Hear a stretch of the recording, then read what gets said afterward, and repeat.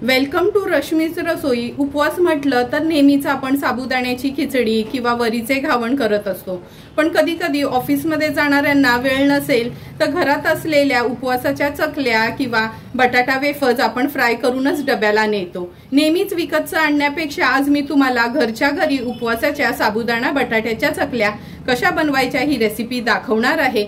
त्यासाठी हा व्हिडिओ तुम्ही शेवटपर्यंत बघा आणि माझ्या चॅनलला लाईक, शेअर अँड सबस्क्राइब करा। साबुदाण्याच्या चकल्या बनवण्यासाठी आपण हे अर्धा किलो मीडियम साइजचे साबुदाणे घेतले आहेत। आता हे स्वच्छ 3 ते 4 पाण्यात धुवून घेऊया आपण। व्यवस्थित हाताने ना असे चोळून धुवायचे आहेत। हे 3 ते 4 वेळा मी हे धुवून घेते आणि ह्यातलं सर्व पाणी काढून घेणार आहे। हे बघा, सर्व साबुदाणे स्वच्छ आपण जवळपास 4 वेळा तरी धुवून घेतले आहेत आणि ह्यातलं सर्व पाणी मी काढून घेतलं आहे। आता आपण ह्याच्यामध्ये पाणी ऍड करूया।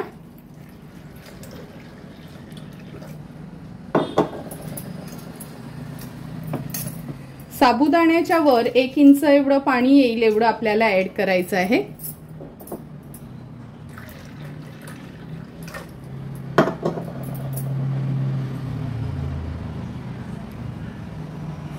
हे बघा, 1 इंच एवढं पाणी वरती येईल एवढं पाणी आपण ऍड केलं आहे। आता आपण ह्याच्यावर झाकण ठेवणार आहोत आणि रात्रभर हे साबुदाणे भिजवून घ्यायचे आहेत।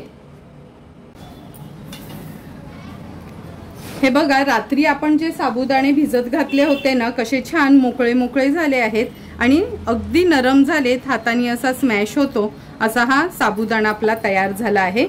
पूर्ण मोकळे करून घेऊया ह्याला। असे अर्धा किलो साबुदाणे असतील तर 1 किलो बटाटे असे आपल्याला प्रमाण घ्यायचं आहे।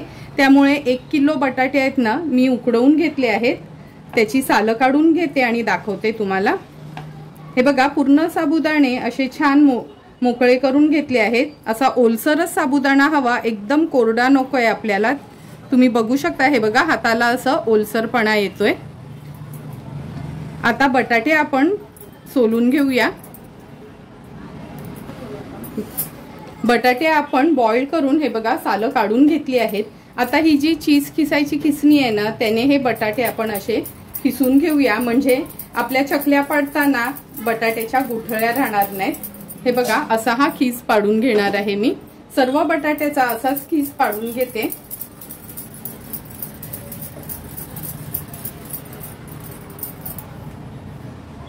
एक किलो बटाटे आपण असे हे खिसून घेतले आहेत। आता चला साबुदाणे थोडे शिजवून घेऊया। साबुदाणे शिजवण्यासाठी हे पातेलं ठेवलं आहे। 1 ग्लास भरून आपण ह्याच्यात पाणी घेऊया। या पाण्यामध्येच मी सध्या मीठ घालून घेते। 1 चमचा एवढं मीठ घेतलं आहे किंवा चवीप्रमाणे तुम्ही मीठ वापरू शकता। पाण्याला थोडीशी उकळी काढून घ्यायची आहे आपल्याला। तुम्ही बघू शकता पाणी पण आपलं गरम झालं आहे। आता हे जे साबुदाणे आपण भिजवून ठेवलेले ना, ते सर्व साबुदाणे आपण ह्या पाण्यामध्ये ऍड करूया।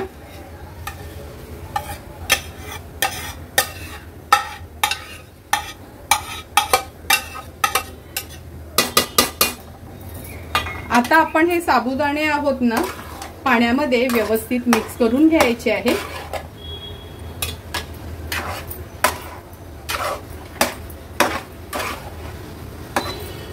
जर तुम्हाला पाणी वाटलं कमी आहे म्हणजे शिजवताना, तर तुम्ही आणखीन थोडंसं पाणी घालू शकता, म्हणजे जवळपास अर्धा ग्लास एवढं पाणी। पण आता आपण हे व्यवस्थित असे मिक्स करून घेतलेत। झाकण ठेवूया आणि लो फ्लेमवर ह्याला आपण ट्रान्सपरंट होईपर्यंत शिजवून घेणार आहोत। हे बघा, झाकण ठेवते आणि गॅसची फ्लेम अगदी लोवर ठेवते। अधूनमधून ह्याला थोडेसे फिरवून पण घेणार आहोत। 12 ते 15 मिनिटं झाले हे साबुदाणे आपण शिजत ठेवले होते।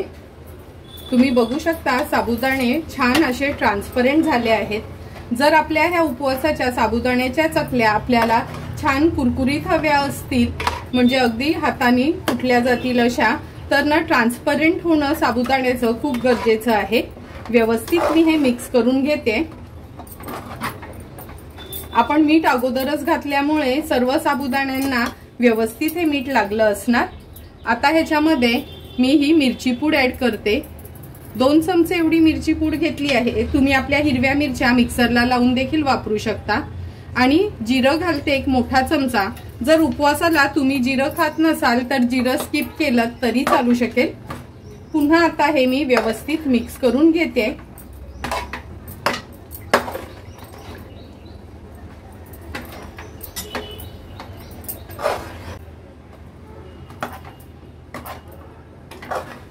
हे बघा, मिरची पूड आणि जिरं घालून व्यवस्थित हे साबुदाणे मिक्स करून घेतले आहेत।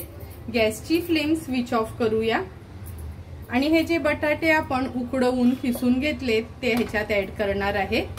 आता गॅसची फ्लेम स्विच ऑफ करूनच पुढची प्रोसिजर करायची आहे। बटाटे ऍड केले का हे मिश्रण आता छान एकजीव होईपर्यंत मिक्स करून घेऊया।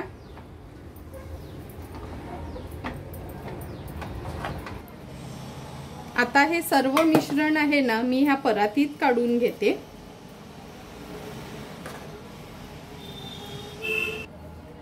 परातीत काढल्यावर मी हे व्यवस्थित आता ह्या कालत्यानी ना एकजीव करून घेते। हे बघा, सर्व मिश्रण व्यवस्थित आपण एकजीव करून घेतलं आहे। आता हा चकली बनवायचा साचा घेतला आहे आपण, ह्याच्यामध्ये हे मिश्रण भरून घेऊया।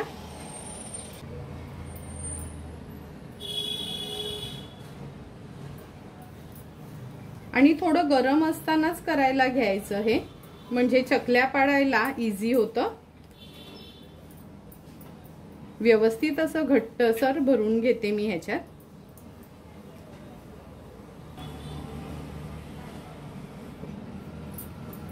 झाकण लावून घेऊया। हे बघा, ह्याच्यात आपण भरून घेतलं आहे। हॉलमध्येच एका चादरीवर मी प्लास्टिक अंथरून ठेवलंय, त्याच्यावर आपण ह्या चकल्या पाडून घेऊया। आता आपण ह्या प्लास्टिकवर ह्या चकल्या पाडून घेणार आहोत। आणि लक्षात ठेवा, म्हणजे आपण जशानं दिवाळीत चकल्या पाडतो तशा जवळ जवळ नाही पाडायच्या, थोड्या लांब लांबच करून अशा पाडायच्या आहेत।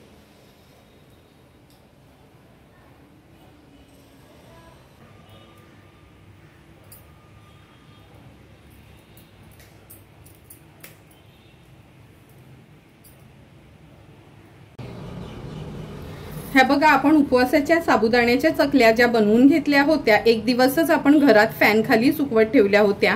नंतर 2 ते 3 दिवसांसाठी आपण टेरेसमध्ये उन्हामध्ये ठेवल्या आहेत। हे बघा, अगदी व्यवस्थित ही चकली आपली सुकली गेली, म्हणजे हाताने तुटते अशी ही सुकायला हवी आहे। आता ह्या चकल्या मी तुम्हाला तळून दाखवते, म्हणजे चकली आपली कशी झाली आहे ती कळेल।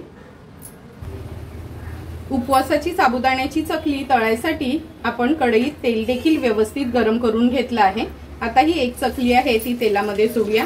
तेलामध्ये चकली सोडली ना का अशी झाऱ्याने ना त्याला अशी दाबून घ्यायची, म्हणजे ती व्यवस्थित फुलते। गॅसची फ्लेम मी हायवरच ठेवली आहे। आता थोडीशी पलटून घेऊया आपण ही चकली। तुम्ही बघू शकता दोन्ही बाजूनी अगदी व्यवस्थित ही आपण साबुदाण्याची चकली तळून घेतली आहे। पूर्ण तेल असं निथळून घ्यायचे।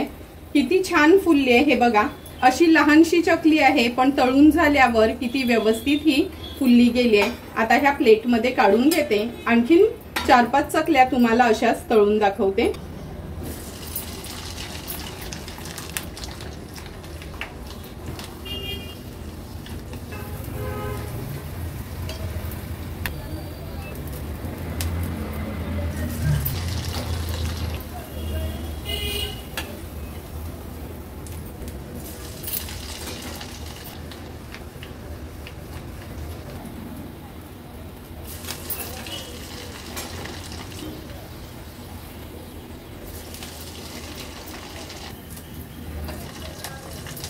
हे बघा, थोड्या थोड्या करून जवळपास 7-8 तरी चकल्या ह्या मी तळून घेतल्या आहेत। आता आपण ह्या तळलेल्या उपवासाच्या चकल्या सर्विंग प्लेटमध्ये सर्व करूया।